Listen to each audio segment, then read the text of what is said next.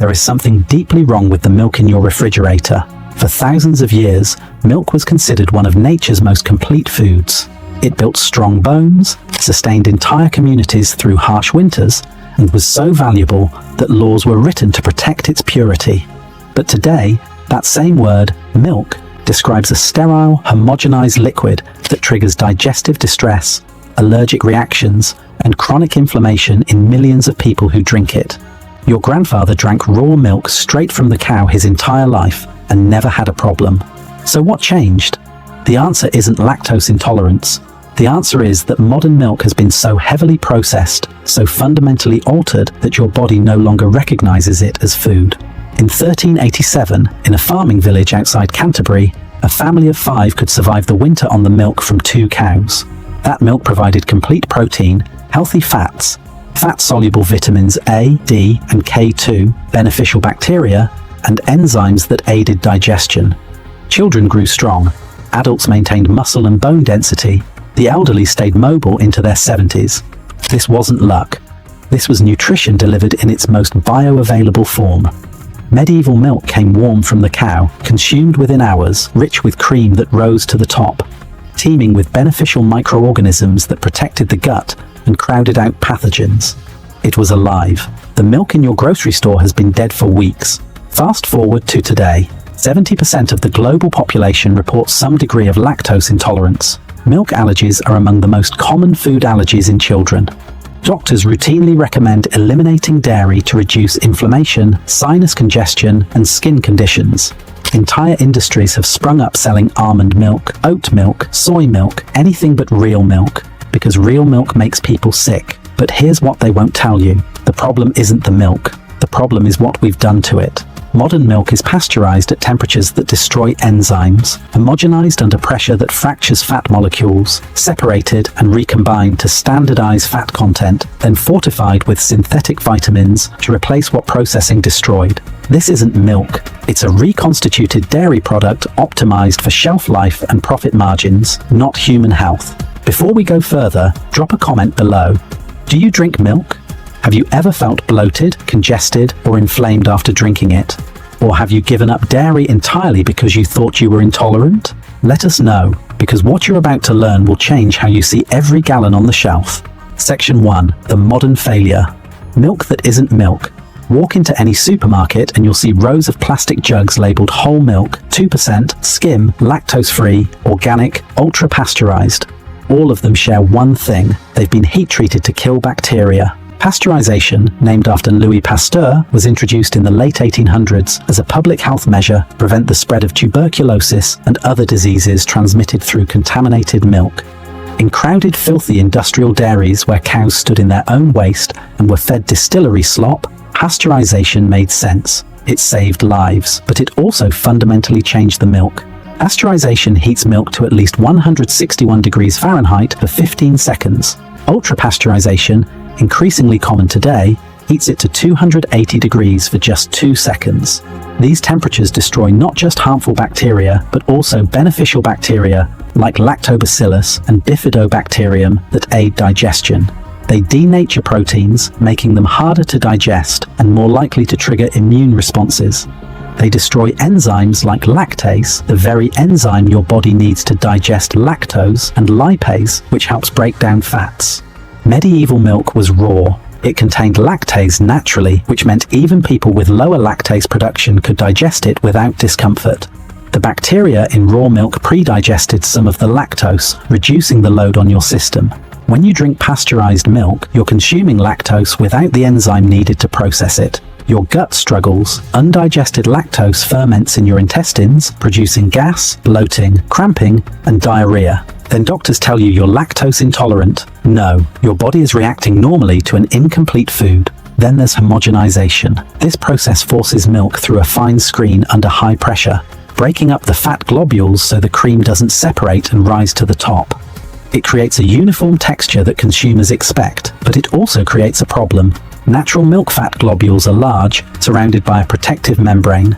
Your body digests them slowly and efficiently. Homogenized fat globules are tiny, with damaged membranes. They pass through your gut lining more easily, potentially triggering inflammatory and allergic responses. Some researchers believe this is why milk allergies and sensitivities have increased since homogenization became standard in the 1930s. Medieval milk was never homogenized. The cream rose to the top. You skimmed it off to make butter and cheese, or you shook the container to mix it back in. Either way, the fat structure remained intact and digestible. Modern dairies also standardize fat content. Milk is separated into cream and skim milk, then recombined to hit exact percentages. Whole milk is 3.25% fat. 2% is exactly that. Skim milk has the fat removed entirely. Then synthetic vitamins A and D are added back because those vitamins are fat-soluble and were lost with the cream. This process treats milk like a chemical formula instead of a whole food.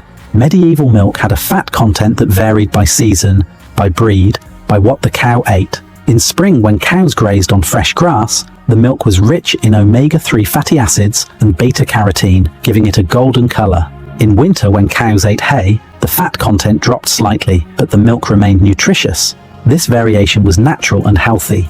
Standardization removes that complexity and creates a product that behaves the same way every time, but nourishes you less. Cows themselves are different. Medieval cows were small, hardy breeds that grazed on pasture year-round in temperate climates, or were fed hay and root vegetables in winter. They produced milk only when nursing calves, about 1,500 to 2,000 pounds of milk per year. Modern Holstein cows, the dominant breed in industrial dairies, have been bred to produce over 23,000 pounds of milk per year. They're fed a high-energy diet of corn, soy, and grains, foods that cows are not designed to digest efficiently. This diet causes digestive stress, requiring antibiotics to prevent infection. It also changes the nutritional profile of the milk. Grain-fed cows produce milk with lower omega-3 fatty acids, lower conjugated linoleic acid, or CLA, a fat that supports immune function and reduces inflammation, and lower levels of vitamins E and beta-carotene. Grass-fed cows, like medieval cows, produce milk that is nutritionally superior in every measurable way. Modern industrial milk is also a product of confinement. Cows in large-scale dairies often spend their lives indoors, standing on concrete, never seeing a pasture. The stress weakens their immune systems. Mastitis, an infection of the udder, is common. Pus and bacteria from infected udders enter the milk. Pasteurization kills the bacteria, but the somatic cell count, a measure of pus cells in milk, remains. US regulations allow up to 750,000 somatic cells per milliliter. Europe allows 400,000. Medieval milk had virtually none because healthy cows grazing on pasture rarely developed infections. The result of all this processing is a liquid that looks like milk and is sold as milk, but behaves in your body more like an inflammatory toxin than a nourishing food. It spikes insulin. It triggers mucus production.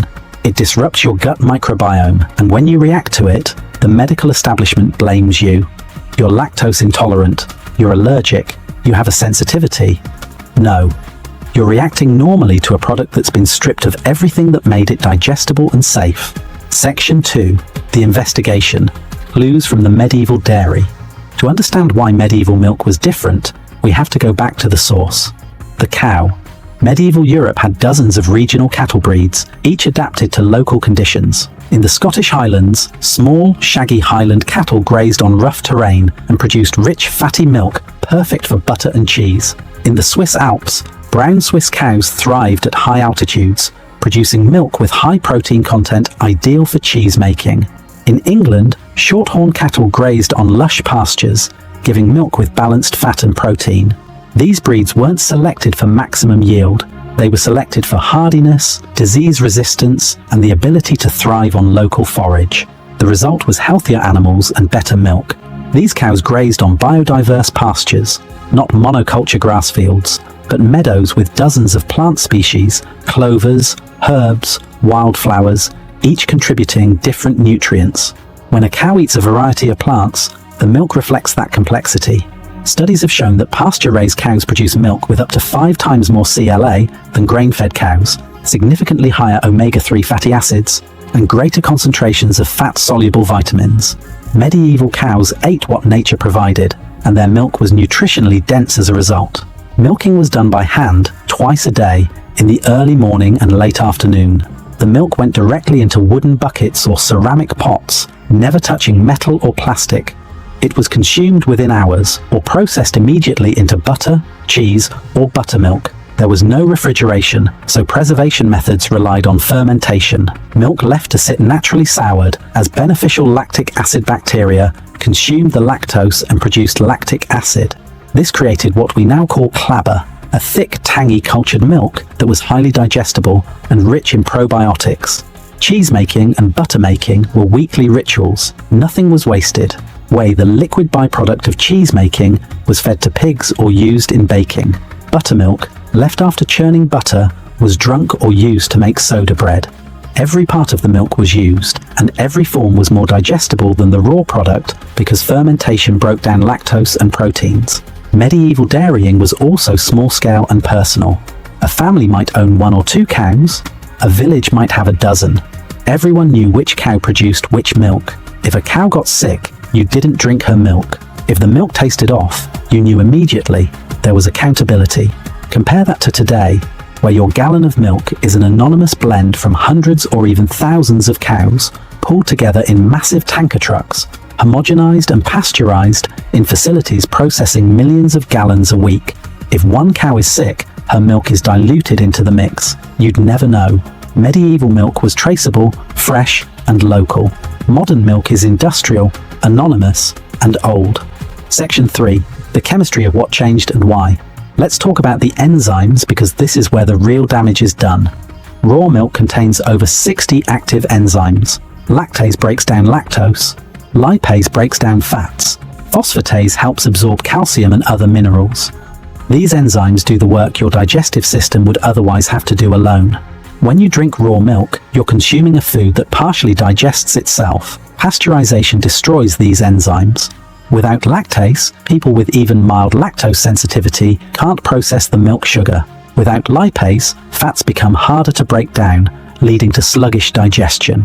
Without phosphatase, calcium absorption drops. The milk industry will tell you that pasteurization is necessary for safety.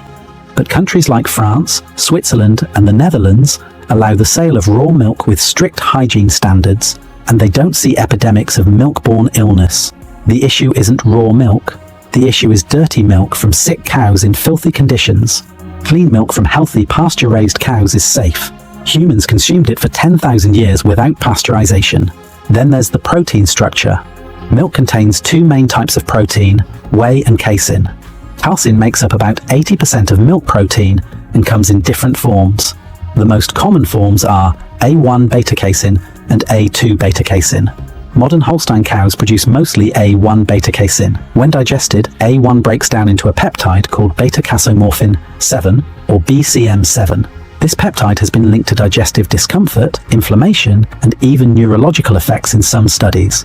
Medieval cows and many heritage breeds today like Jerseys, Guernseys, and Brown Swiss produce mostly a 2 beta-casein, which does not produce BCM7. People who react badly to conventional milk often have no problem with A2 milk.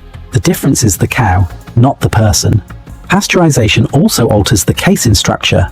Heat causes the proteins to clump and denature, making them harder to digest and more likely to provoke an immune response. Raw milk proteins remain in their natural form, which your body recognizes and processes efficiently. Then there's the fat. Raw milk fat is a complex mixture of saturated, monounsaturated, and polyunsaturated fats, along with fat-soluble vitamins and cholesterol. Cholesterol is essential for hormone production, brain function, and cell membrane integrity. Medieval people consumed full-fat dairy without guilt, and they didn't suffer from the heart disease epidemic we see today. In fact, multiple studies have found no association between full-fat dairy consumption and heart disease. Some studies even show a protective effect. The problem isn't the fat. The problem is when fat is removed, processed, and replaced with sugar and additives, as in low-fat and skim milk products.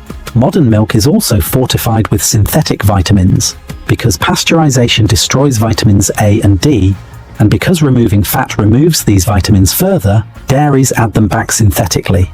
But synthetic vitamins are not equivalent to natural vitamins. Your body absorbs and uses natural vitamin A from cream far more effectively than synthetic retinol palmitate added to skim milk. The same is true for synthetic vitamin D2 versus natural D3 from sunlight and animal fats. Fortification is a band-aid covering up nutritional destruction. Section 4. The proof, studies and testimonials. In 2011, a study published in the Journal of Allergy and Clinical Immunology followed over 8,000 children in Europe. Researchers found that children who consumed raw, unprocessed milk had significantly lower rates of asthma, allergies, and eczema compared to children who drank pasteurized milk. The protective effect was linked to the beneficial bacteria and enzymes in raw milk, which supported immune development and reduced inflammatory responses. Another study from Stanford University found that adults who switched from pasteurized milk to raw milk reported reduced digestive symptoms, less bloating, and improved overall gut health. These weren't placebo effects. Measurable changes in gut microbiota were documented. In the United States, despite heavy regulation and restrictions on raw milk sales, a growing number of consumers are seeking it out. Farmers who sell raw milk directly to consumers report that their customers include people who had given up dairy entirely, convinced they were lactose intolerant, only to discover they could drink raw milk without any symptoms. The difference is profound. Raw milk is a living food. Pasteurized milk is a dead product. Historically, the evidence is even clearer.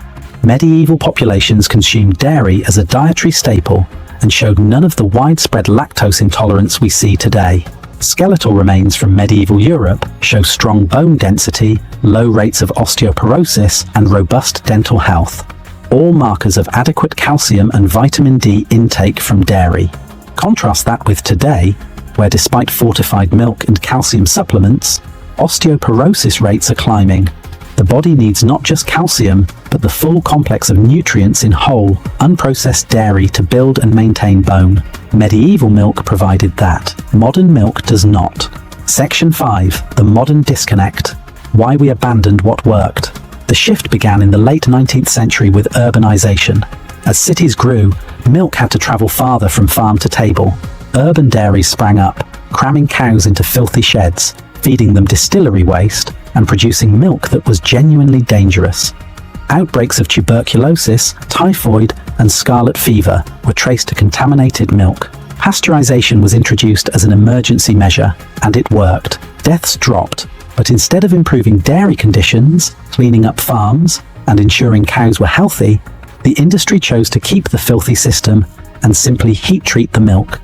Pasteurization became a shortcut that allowed low-quality milk to be sold safely. Standards for cow health, feed quality, and hygiene were never prioritized because pasteurization masked the problem. By the mid-20th century, dairy had become fully industrialized. The goal was volume and efficiency. Selective breeding created cows that produced massive quantities of milk. Confinement housing reduced labor costs. Grain-based feed increased yields. Pasteurization, homogenization, and refrigeration allowed milk to be transported nationally. The result was cheap, abundant milk, but it was nutritionally inferior and increasingly difficult for people to digest. As health problems mounted, the industry didn't question the product, blamed the consumer. You're lactose intolerant, you're allergic. Try our lactose-free formula, try our skim milk, try our fortified version. Each solution added more processing, more expense, more distance from the original food. Meanwhile, raw milk was vilified. Regulations were passed in most US states banning or heavily restricting its sale. The narrative became that raw milk is dangerous, a relic of a primitive past. But this narrative serves the industrial dairy complex. Raw milk can't be mass-produced or transported long distances. It requires healthy cows, clean facilities, and local distribution. It's inherently small-scale, and it's inherently better. The industry couldn't compete, so they regulated it out of existence. Section 6. Practical application. How to drink milk again. If you want to drink milk that nourishes instead of harms, you have a few paths forward. First, seek out raw milk. Depending on where you live, it may be legal to buy directly from a farm, through a herd share program, or at a farmer's market. Look for farms that pasture raise their cows, practice rotational grazing, and test their milk regularly for safety. Raw milk from healthy grass-fed cows is one of the most nutrient-dense foods you can consume. It's rich in probiotics, enzymes, vitamins, healthy fats, and complete protein. Many people who thought they were lactose intolerant discover they can drink raw milk without any issues. Second, if raw milk isn't accessible or legal in your area, seek out low-temperature pasteurised, non-homogenised milk from grass-fed cows. Some small dairies use gentler pasteurisation methods that preserve more enzymes and nutrients. Non-homogenised milk, often sold in glass bottles with cream on top, retains the natural fat structure that's easier to digest. Look for brands that emphasize pasture-raised, A2 protein, or organic certification. These aren't perfect, but they're far superior to conventional milk. Third, consider fermented dairy. Yogurt, kefir, and aged cheeses made from high-quality milk are easier to digest because the fermentation process breaks down lactose and proteins. Choose full-fat versions made from organic or grass-fed milk. Avoid products with added sugars, thickeners, or artificial flavors. Traditional fermented dairy, like the clabber and buttermilk medieval families consumed, is a powerful probiotic food that supports gut health and immune function. Fourth, if you choose to avoid dairy entirely, understand that the issue may not be dairy itself, but the industrial processing.